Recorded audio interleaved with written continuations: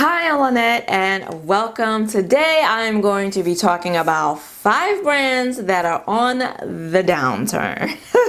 So I did do a video already on the 5 brands that are on the glow up, and if you missed that video, no worries, I will link it up here for your viewing pleasure. And today I'm going to be talking about 5 brands that are on the downturn, that are going in the wrong direction. Now, I could have come up with more than 5. Actually, I came up with way more than 5. But I thought I would just start off with the 5, and then, if you're interested in hearing me talk about any more, then let me know in the comments below if you'd like to see another video with 5 more. But I'm going to start off with these 5. If you like these types of videos, please consider subscribing, because I'm here every Saturday doing makeup hauls, swatches, tutorials, and reviews. Now, let's get into these brands in no particular order. I have it written down, so that's why I'm looking down. Brand number 1.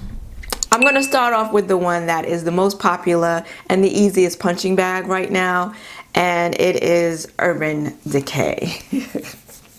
So Urban Decay, it's a really sad story.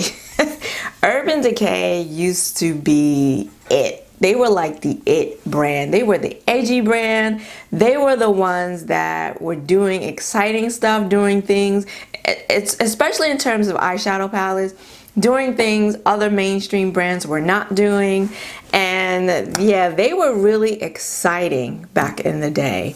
And I don't know what happened, but they have really taken a turn for the worse. And the spiral they just keep going down and down and down. Like, remember the days when those Vice palettes came out and everyone was like, oh my god, like, they were so pretty, they were so different, the packaging was off the chain. The electric palette, the what was it, the moon palette, the one with all the like toppery really glitter shades, like, they were ahead of the curve. They were ahead of the trends.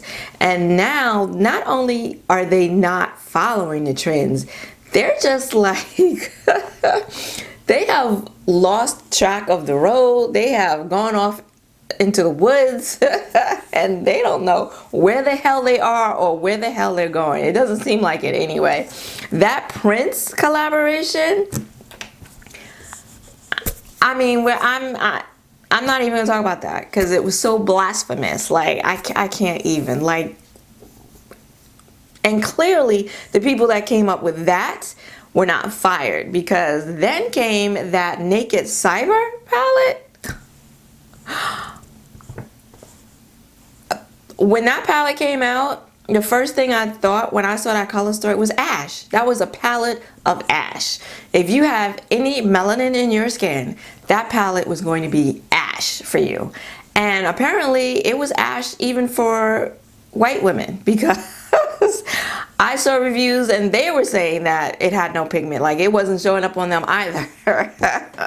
That palette, it's as if someone came to the design team at 4:45 on a Friday before a holiday weekend and was like, listen, we need you to put this Naked Cyber thing together for us. And they were like, really? Really? Is that what you want right now? Okay. And they put together that's what it looks like. They put together that bullshit and they were out the door to get their holiday weekend started. Okay? I feel like at this point, Urban Decay needs to just turn the lights off, close up shop, close the door, lock it up, pull the gates down, and call it a day. For real. Because I don't, where are they going? I don't see where they going? What are they doing?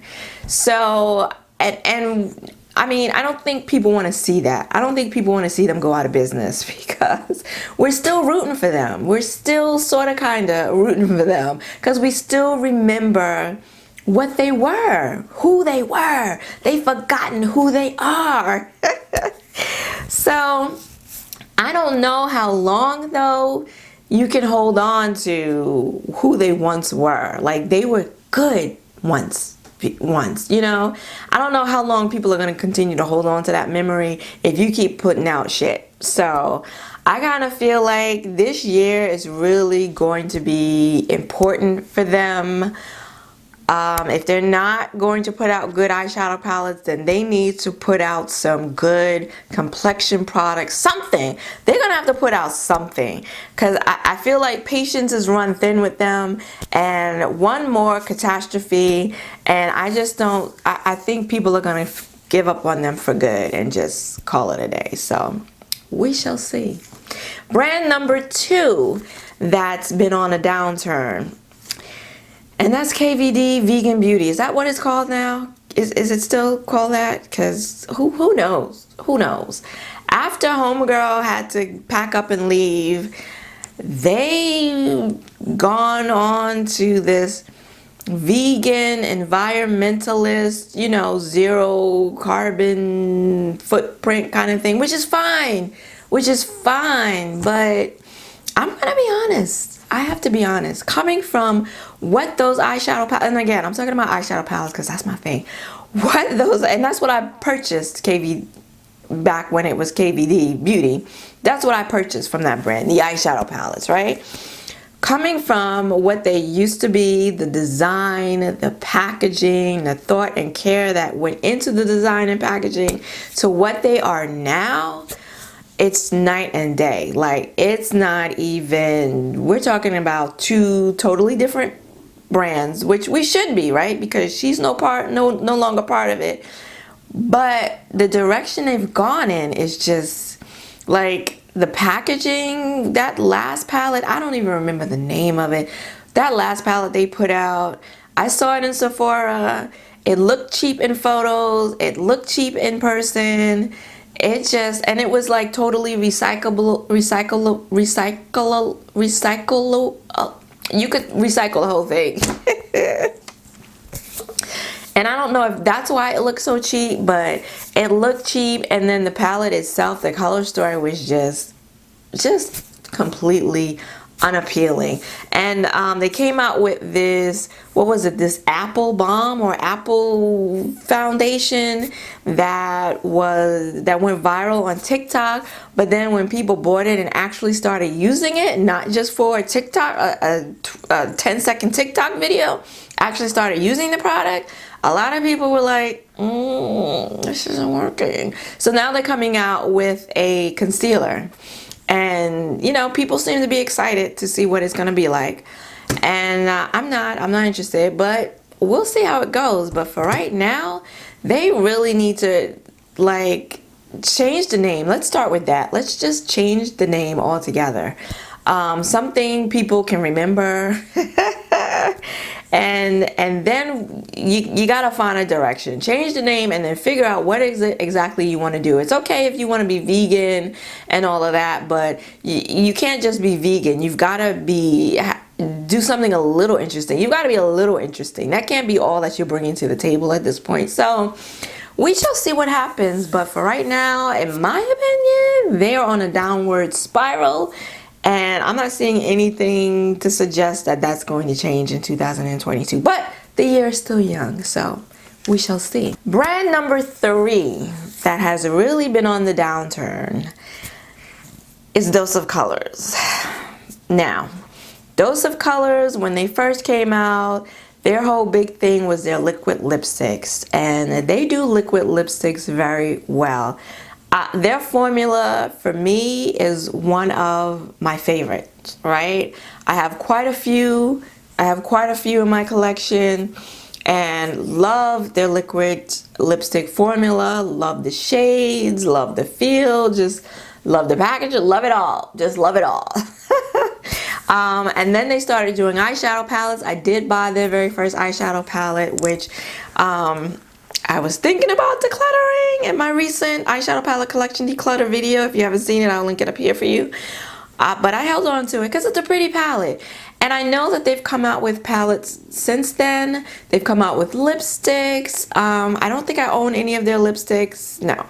But I mean, they look nice, right? They have liners. They did a really popular collaboration, really successful collaboration with Desi and Katie a few years back. I've seen people's declutter videos and they still hold on to that palette. So, but since then, I I mean, for me anyway, I haven't seen anything from Dose of Colors that has interested me at all. Actually, that palette didn't interest me either, to be honest. But I really have not seen anything else from that brand that's been interesting. Now they did have, I'm lying, they did have those monochromatic palettes, the Marvelous Mauves, and so they did have that. I do have two of those. One I just decluttered, but one is more recent, I added to my collection. So they did have that. But since then, like, they've come out with some Disney palette collaborations that I don't feel like really went anywhere. I don't recall people talking about it too much. So I don't think they were very popular. I could be wrong, but they didn't seem like that really took off. And I really haven't seen anything except the last thing from them was the collaboration that I recall that was a hot thing, was the collaboration they did with Nyma Tang. They did a lipstick, lip liner, lip gloss collaboration with her that they sold in a set. I actually really wanted it, but you know, for $60, I only really wanted the lipstick. The gloss wasn't going to work for me. I wanted it, but it wouldn't work for me. Anyway, I wasn't paying $60 for it, but that was really popular. That was really pretty. And they actually, it was supposed to be limited edition. They actually brought it back because the demand was so high. So aside from that, I can't recall anything else that they've done. If you can, remind me in the comments, but I can't really think of anything. So I don't know what they're gonna do. I don't know what they've got coming up next. Do they have anything else coming out? Because I haven't heard anything. So I'll be interested to see what they do in 2022. But right now, they seem to have really taken a downward turn, and I'm wondering if they're gonna be able to pull themselves out of it. Brand number 4, Tarte. Honestly, I can't really say any time when Tarte was really of much interest to me. I'm gonna be honest. I don't feel like for the longest time Tarte had any complexion products that really was marketed towards women of color, women of deeper skin tones. So I tried that Shape Tape concealer. Once they expanded the range, years later, after I've been out for forever, they finally expanded the range. So I did try it once they did that, and I mean, it was okay, but it didn't blow my socks off. I finished it, but didn't repurchase it. I know they have some powders, right? Do they have some powders that people like? Yes? Do they? Am I getting them mixed up with Too Faced? I might be getting mixed up with Too Faced, but they did have the Shape Tape, right? Yeah, the Shape Tape foundation. I don't remember anything else from that brand. I know I haven't seen anything else from that brand that I've been interested in. They had the Rainforest palettes. You know, back in the day when I first started in makeup, I did buy a couple of their palettes, the Tartelette and Bloom, but I've since gotten rid of those. Yeah, for me, I'm just not interested in them. Let me know in the comments some things that you like about Tarte. If they've got products that have excited you, but for me, I can't think of one. I really can't think of one. And I don't know how long they can ride the Shape Tape thing. I think they've come out with more Shape Tape stuff, but I know they came out with a foundation. I think recently they've come out with something else, or are coming out with something else around the Shape Tape thing, but I don't know how long you can ride the Shape Tape. But then Urban Decay has been riding the Naked palettes for quite some time. So maybe they can ride it a lot longer. I don't know. But for me, Tarte is just no. Just no. And the last brand number 5, that for me, in my opinion, is on the downturn and has been for quite some time, is The Balm. Does anyone still buy anything from The Balm? Do they still make anything? I know that they had their matte palettes, like you know, Meat Maker and Matte Palette. You know, they had that whole thing. And I was interested in them. Never purchased one though. And yeah, they just, I can't tell you the last thing that they've come out with. And I've watched a lot of people's eyeshadow palette declutter videos because I love those videos. I love to watch other people declutter since I don't really do it. And in every video, they declutter the Balm palettes. And for a while, the Balm was having sales like buy one, get one free, everything 50% off. Like, so I don't know. Are they going to remain in business in 2022? Do they have anything exciting planned for 2022? Because for me, I feel like they've been on a downward spiral for a while now. And I kind of feel like if they don't come out with something of interest sometime soon, that we may not be seeing them going forward in the near future. So those are my 5 brands that are on the downturn. Let me know in the comments below your 5. If you like this video, please give it a like and consider subscribing. I want to thank you for joining me today. I hope to see you again next week. Until then, bye-bye.